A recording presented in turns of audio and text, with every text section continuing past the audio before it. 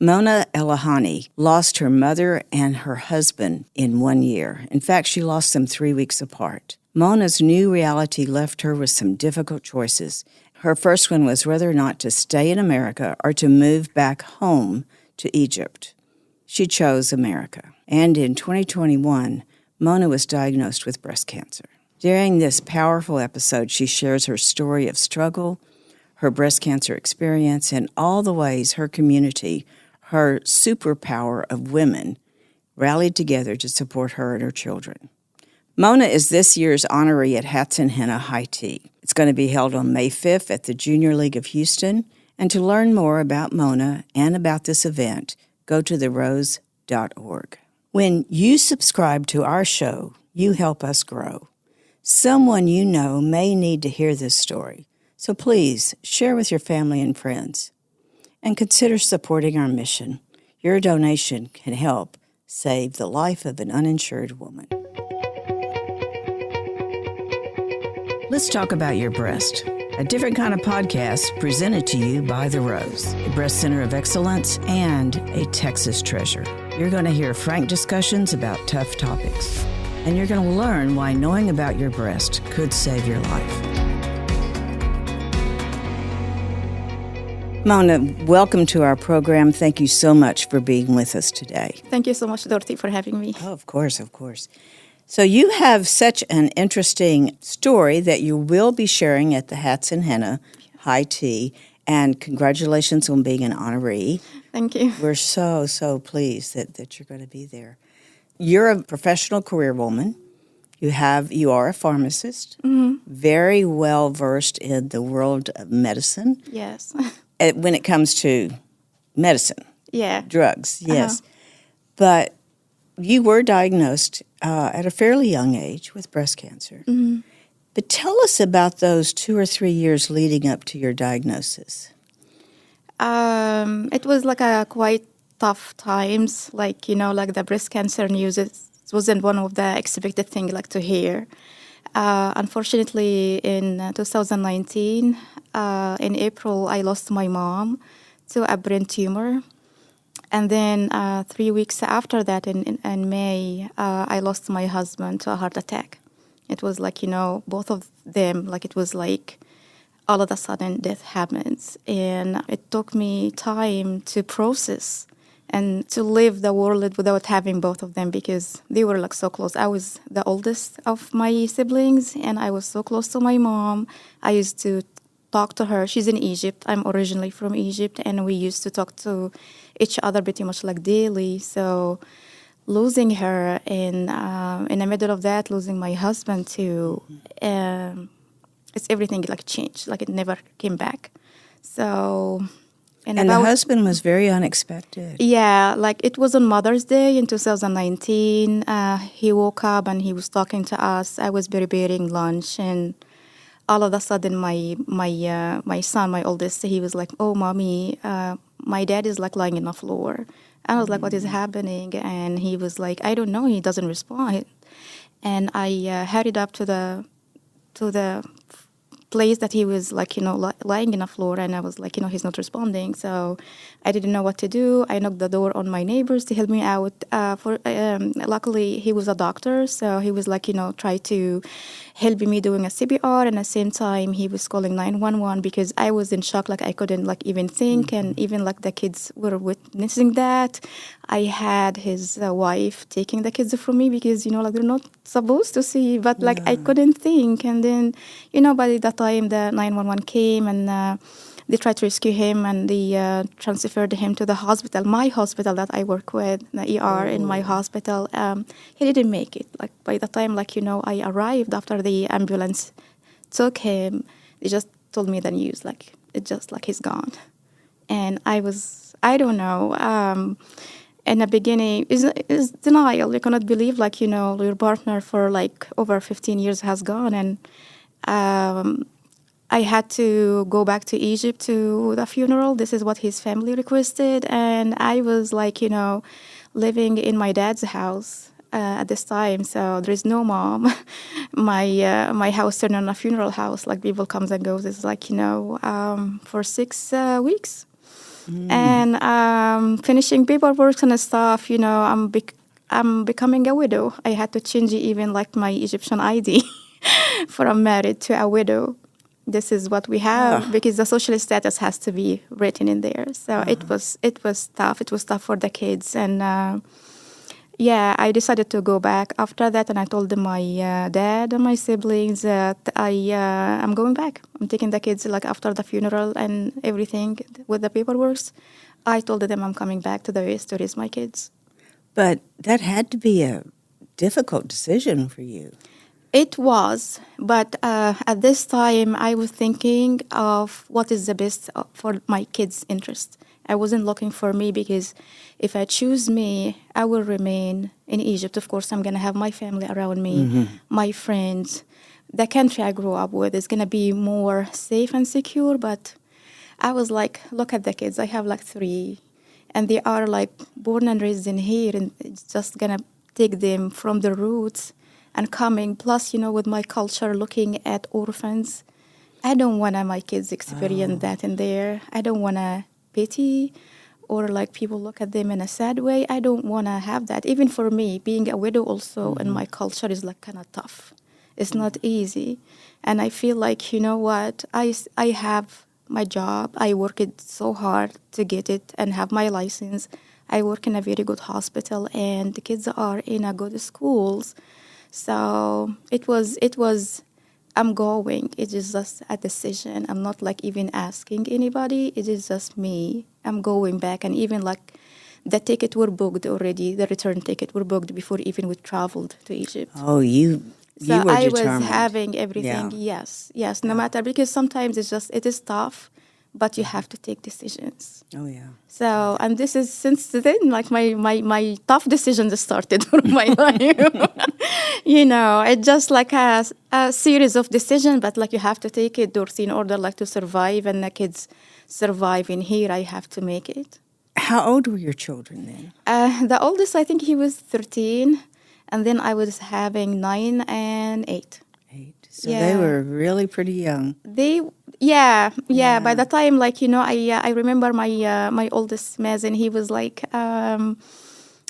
he was kind of like scared from the beginning, and he was like, oh, mommy, I can work and help you. And he was like, no, I don't want that. I want just like to focus on your grades, go to good high school. That's what I want from you. Don't worry about like working or anything. Right.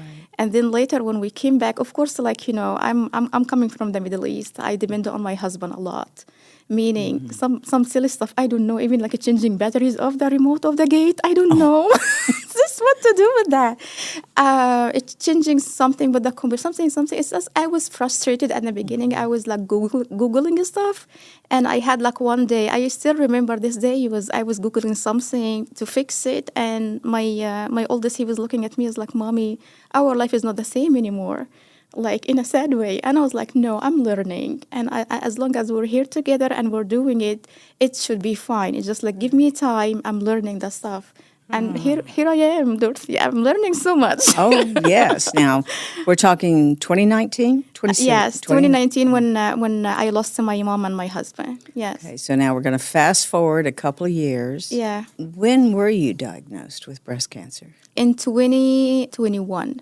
Okay, so we're past COVID, but we're still in that kind of but COVID we're still in thinking. this, like in the vaccine area, like after the COVID, and they're discovering the vaccine and working in a hospital and a healthcare. It was a lot on us as a pharmacist, right. Meaning like dispensing and giving the vaccine and counting, because everything is like gold at this time, like how the availability and everything was COVID.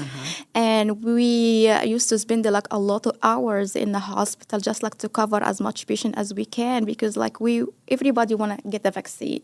And when we started with the elderly and the immune compromised, we have a very huge population in here, and it's a big hospital. So it was kind of like tough days, and add to that, like the kids around this time also, they're still like doing school from home.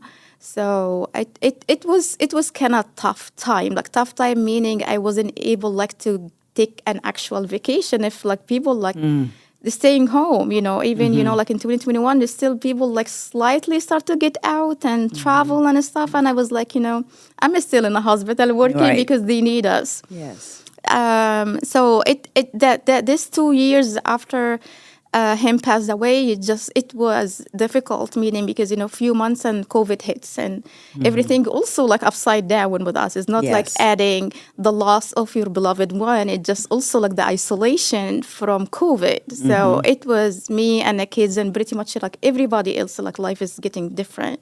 Right. And then like I got lost. I was having a checkup appointment that I do every year. And here I am, I'm turning 40 and the doctor is giving me like the order for the mammogram.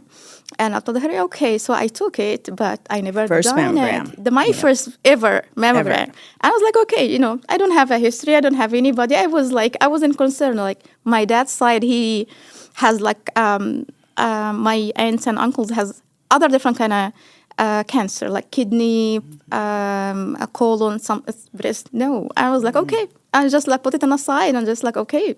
And then like few months after that, I started like feeling a lump on my right breast. And also I wasn't concerned because I have a dense breast tissue and I was like, oh, maybe it's hormones, like around this time, how stressful life is and your anxiety is up. It's like you're dealing with kids and dealing with your work and you're exhausted and it's like non-stop life, like non-stop. Like I don't have any time for myself.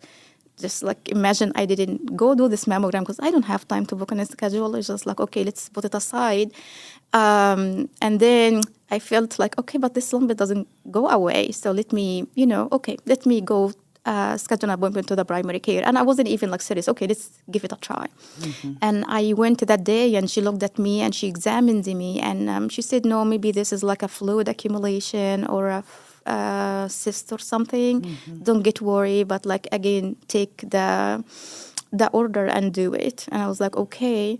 So surprisingly, like living in a medical center here in Houston, I don't know, took up to 4-6 weeks. I cannot remember. It's like a long wait list to get this mammogram, and I don't know what happened.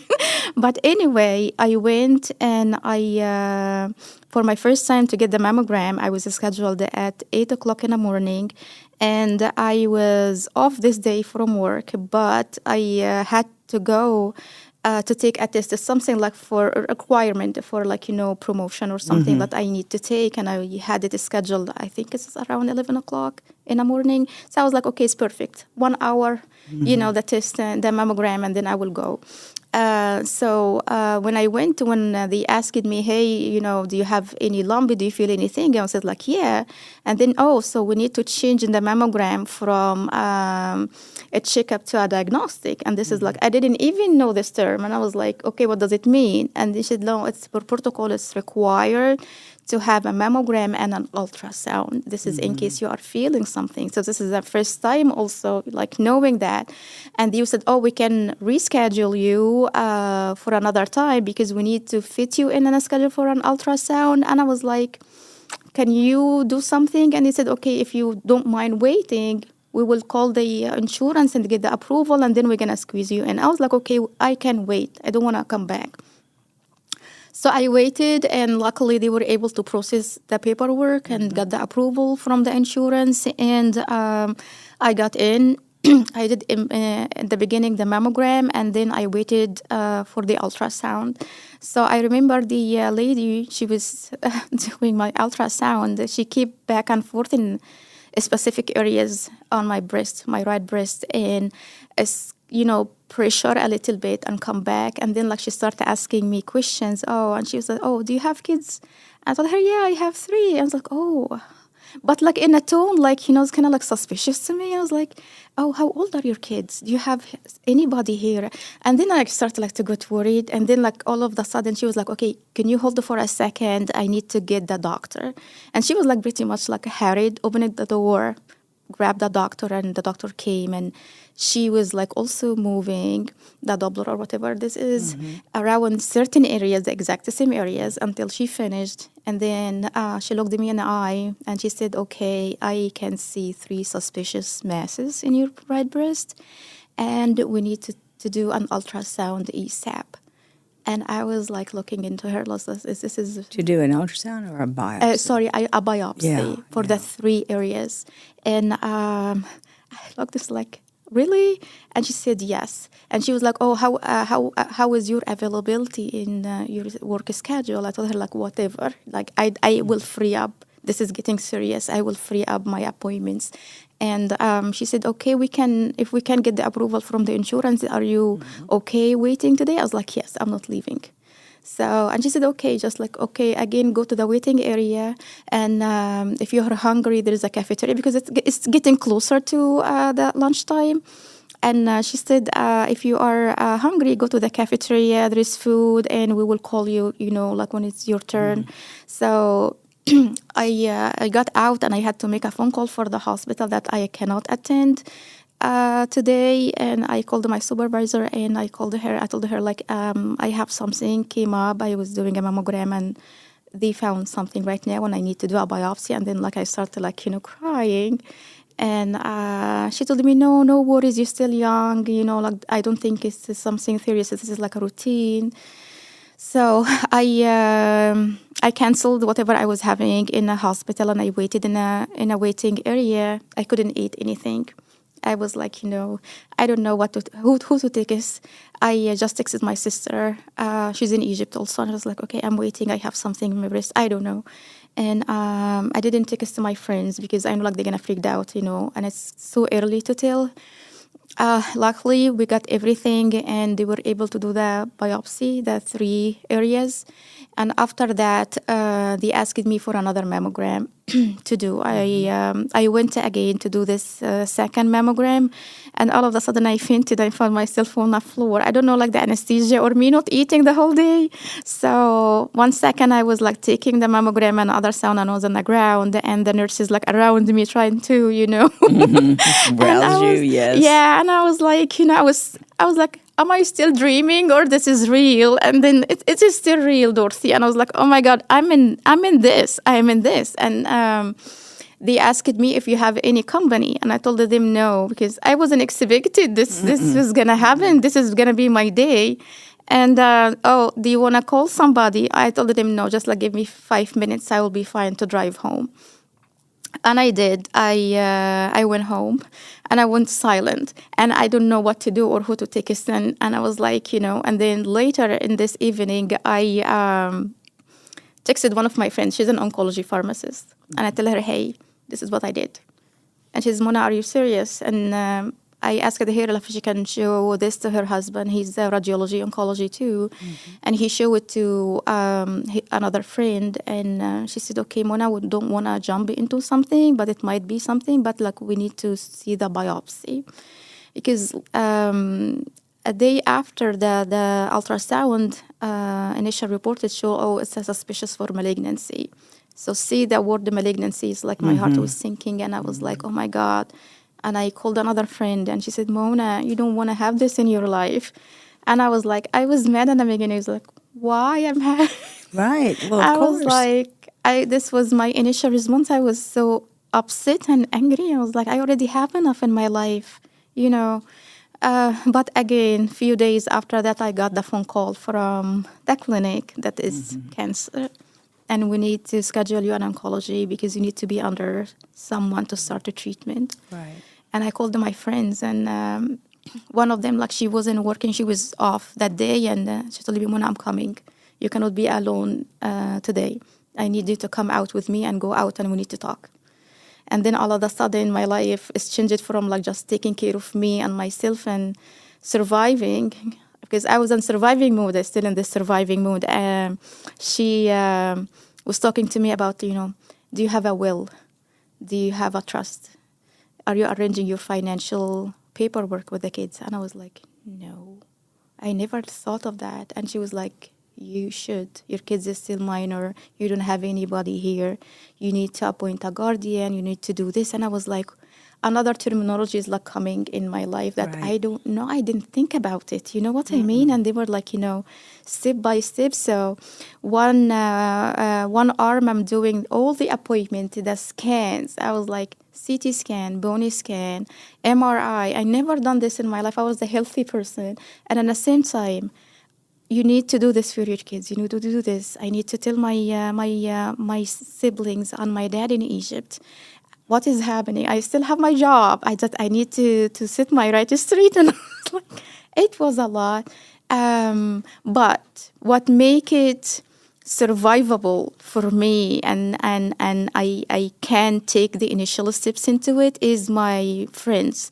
They show up out of nowhere. They get together. One of them, Afroz, she's my sister. She's not my blood, but I swear to God, she's like as close to my sister to me during this whole thing, even before my diagnosis, since my husband passed away. She organized like a WhatsApp group, and she added all my female coworkers.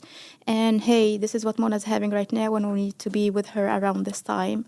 So I cannot tell you what was the responses for everybody. You know, like everybody genuinely contributed to that in a way, like I wasn't feeling I was missing anything. Like there is somebody like who are the family giver, checks on me and my kids. And they still are. I'm talking past and I'm talking present. These people are still in my life as the first day. Checking on me, checking my kids. Do you have food or not? How you feeling today? Do you need anything? We can come to you. How you feeling emotionally, not only physically. And one of them is like, okay, we're going to arrange like a meal train. We need to make sure that you are having food because you cannot cook right now. Mm-hmm. What is your appetite? What is your kids' appetite? Like, it's the small details, Dorothy. And one is like, you know, like coming with essential oils. He was like, okay, not you need to have this aromatherapy. And the other one is coming, I'm going to do the schedule for you with the treatment and the drugs and what you need and the questions for the next time. For the doctor, and the other one is following up with me with work, you know, because my schedule is up in the air and I need to take a break. And so every one of them was giving me something. It's just like, oh, let us know what you need. No, they were jumping and giving me what I need. So they didn't ask you, they just No, sometimes, you know, I was kind of, because, you know, like I was independent and I used to live my life, you know, since my husband passed away. I don't know how to ask somebody for something. So you can see like people showed up at my house with a basket of fruit or a basket of, you know, Costco stuff, you know. Mona, you're going to need this, you're going to need that. It's just like, or they leave it on my door. And I was like, even at the holidays, Dorothy, they were like giving us, you know, present and gift cards for the kids. They didn't leave a single detail. You know, even the next Mother's Day, they know that my husband passed away on Mother's Day. So a very nice flower on my door. And they were, every single one of them, they were like texting me, Happy Mother's Day. They know how hard this day is. But it was this small detail, Dorothy. They were like genuinely around me. We celebrated after we finished the cycles of the chemo. They got a cake. We took pictures. They were around me. I feel like, you know, this is my real family and here, and this is what it make it, you know, I get up every day feeling safe that I have people got my back and got my kids just in case something happened. Even, you know, I finished the cycles of the chemotherapy and I did right mastectomy, and my friend, they were arranging the accommodation for the kids. When I don't have to worry. It was like one night staying in a hospital, not a big deal. But they were looking into it, like how the kids are going to come after school, who's going to pick them up, who they're going to stay over. And then, you don't have like to bring them next day. Let them be with us. Just rest for you. You need to rest. You need like to, you know, to heal. So I feel like, you know, I don't know even if I am in a friend that I'm going to be like them, taking care of some other people. It was eye-opening. They still do. They still care about me. They still texting me. Like, if they didn't hear from me for some reason, I'm busy or something. Mauna, let's catch up. Let's do. And they are fighting with each other who's going to take me to the treatment until now. Because I'm entertaining them, you know, with my stories. I was like, oh, this is Jenny. This is Henna's turn. I was like, okay, whose turn is this?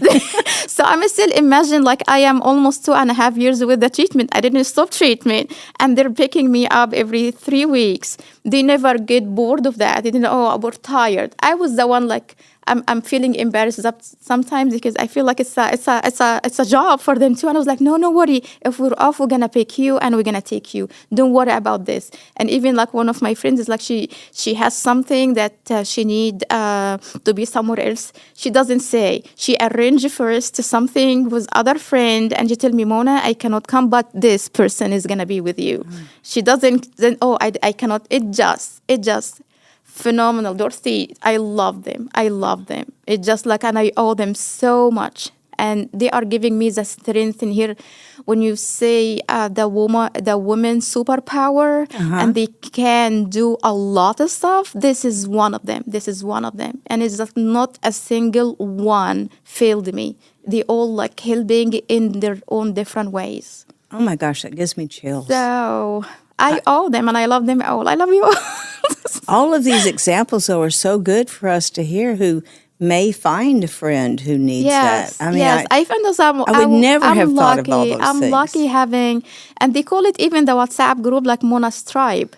It's just like, it was, and it means the world to me. Oh, of course. Now, are you out of treatment now? No, unfortunately, after I was diagnosed at the beginning, stage 2, because it was only spreading to a lymph node. After the mastectomy, the right mastectomy, when we did a CT scan on a chest, we found nodules on a lung. And in the beginning, it was suspicious, but like we pushed for a biopsy, just like to make sure what is going on. And unfortunately, we found it's a metastatic from the breast.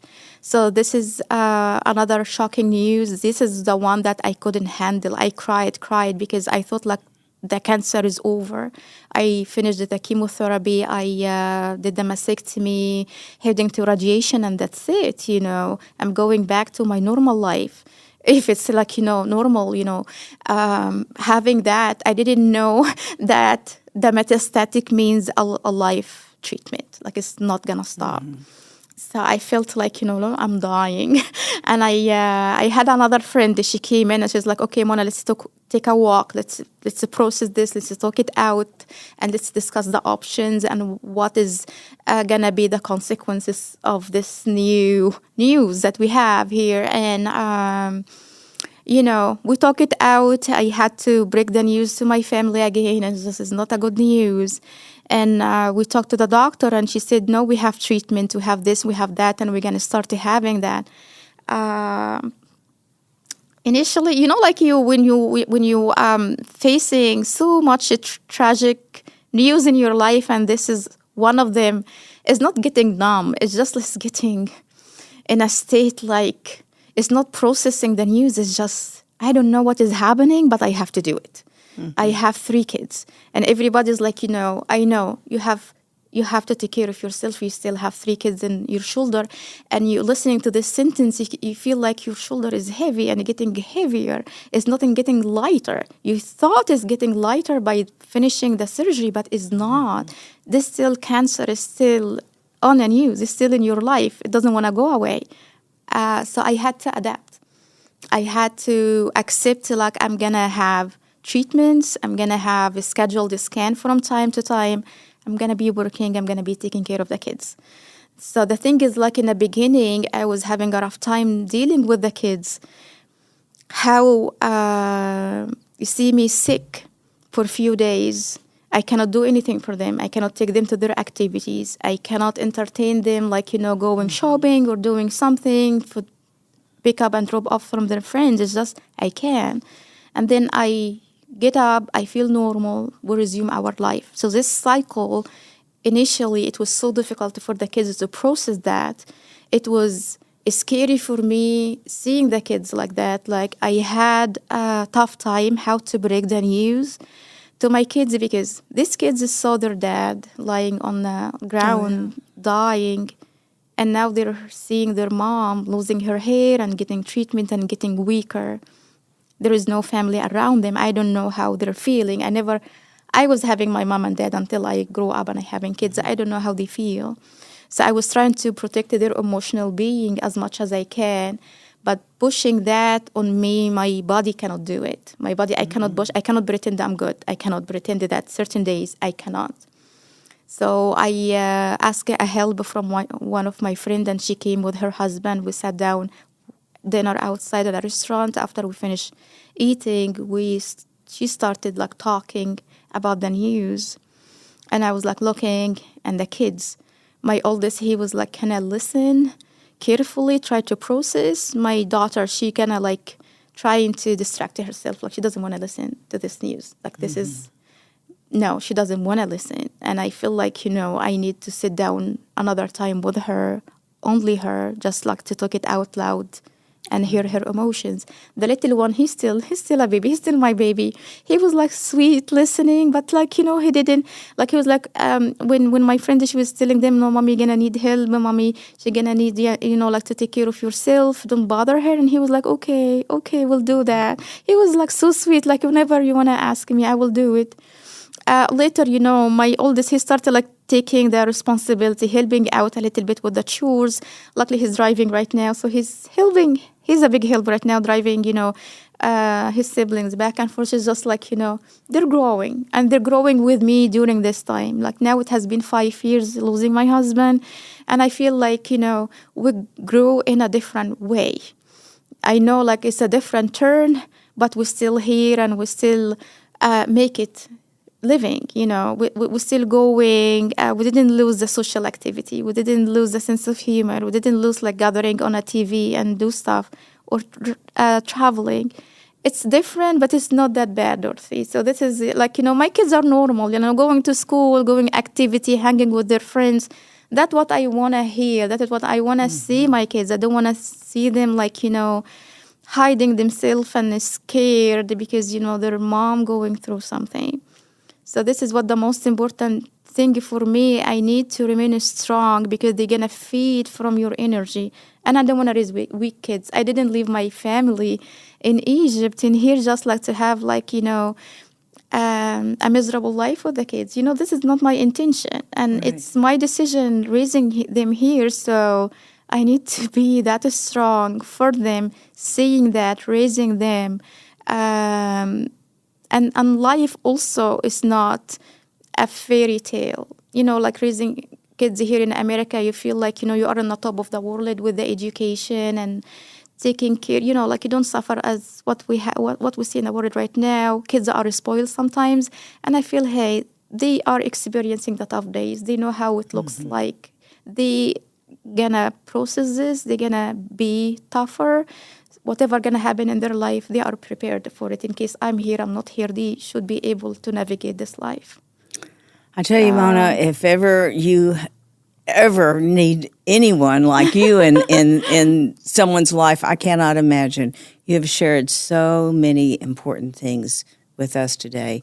And I know every woman that has children that's facing breast cancer is going to be inspired just by hearing how you dealt with it. So, it is not easy, but we do it. We're doing it. I get up in the morning. I do it no matter how tough the night is.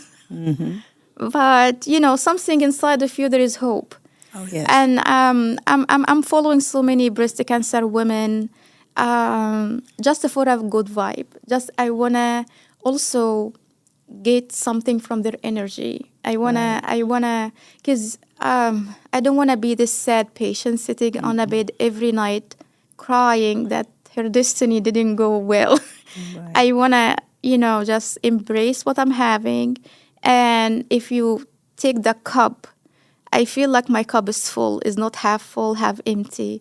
Because it, with the, like, when life give you some surprising events, they give you the good ones to support you. This is how I feel it right now. Like I got the support I needed to handle these events.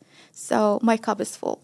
It could be worse if I am facing it alone without my friends. Right. Or I have like sick kids, or I have something, or I have, bad family. It's just like, or I don't have a job. So this is like, this is a blessing itself that you are counting how lucky you are that going through this, but you have the support exactly what you need, like the right people in the right time. And there is like a strength in you to get up early in the morning. Okay, this is another day.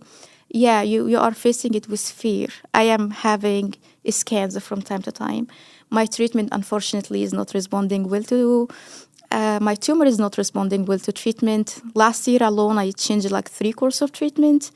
I am on a 4th one, and I'm waiting for another scans maybe later this month. I am constantly living fear that, okay, what if it's not gonna work?